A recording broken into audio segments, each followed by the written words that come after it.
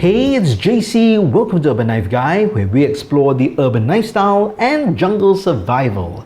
If you follow this channel, you know I've got lots of parangs and machetes. This is a really special one. It's really unique. It's got a camel bone and deer antler handle. So that's really nice, as you can see, very special. So before I show it to you, first, if you watch this channel regularly but have not subscribed, please do so to help the channel out.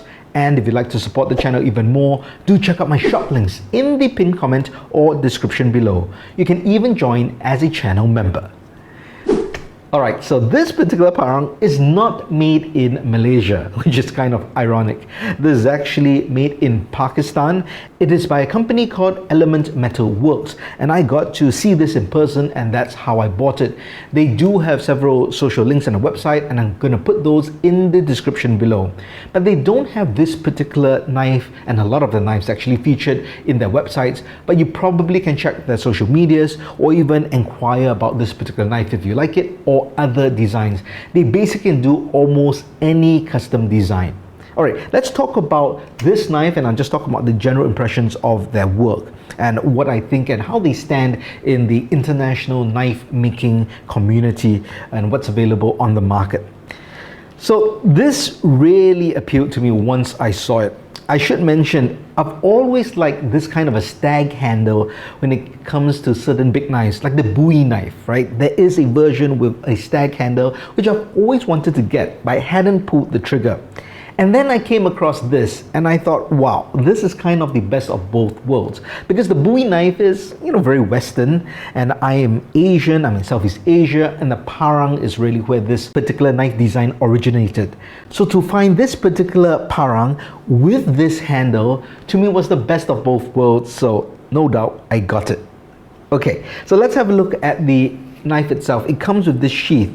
Now, in general, I would say sheaths from Pakistan, or even certain countries, more developing countries, let's say like Indonesia, India, and even China, I would say, the sheath finish generally to me is not that great. It's not really the look, it is more the quality of the leather. Maybe it's just due to the budget, they're not choosing the best quality leather, because I'm sure that's available, but to keep the price down, they use really dried up thin leather, and I personally don't like that. I find that it breaks too easily because it dries up and it just doesn't feel good, and even the look to me doesn't appeal to me. Now, looking at it just like that, it's fine, but when you feel it, you can feel it's not definitely a high-end quality product. So that's just something to take note of, and I've got quite a few Pakistan knives, Indonesian knives, and it's the same, right, in terms of the quality of the sheath.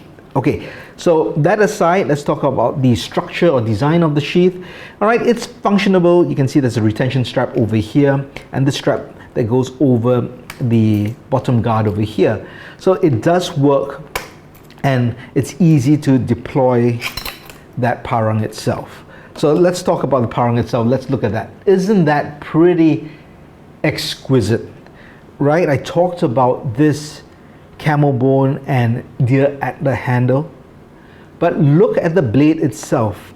It's got that nice intricate pattern on it, which just gives it an almost ceremonial knife look, and this is what appealed to me. Now, I should say this from the start, I do not intend to bring this out to the jungle to use.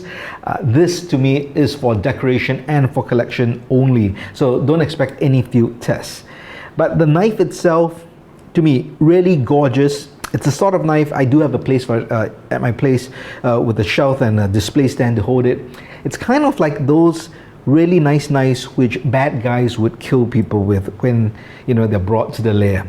Not sure why I went there, but that's what came to my mind, right? So bad guy would carry this style of knife. They never really use it unless they're using it to dispatch someone. But anyway, this has that Duku Chandong style blade. Okay, what's a Duku Chandong style blade? It's exactly this. So here's a version of a Malaysian made knife by My Parang. You can see that's a Duku Chandong style blade. Belly that swells up over here. Here's another Malaysian brand called Parang Lipis. This is not as pronounced, but you still can see that similarities. I must say the Pakistanis did get that Duku Chandong style blade really close. Now, typically the Malaysian parangs do not have any guards, so this is, I would say, some kind of a creative flexibility there, where they have decided to add in that bottom guard. Okay, it's fine, not traditional, but it's fine. The blade handle style, I think, fits a traditional parang style. Well, at least quite close. But generally, when you see this sort of a stag handle style handles, they tend to be this shape.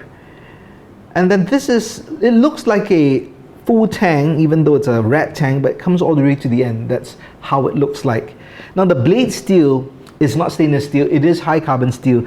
However, I can't remember exactly whether it was 5160, but I know it's some kind of spring steel, so a high carbon steel, but it's finished with a high polish. You see that mosaic pin over here as well. So just a decorative element to kind of just gives this a complete design. It was not razor sharp out of the sheath. However, I did strop this up and it is actually pretty sharp.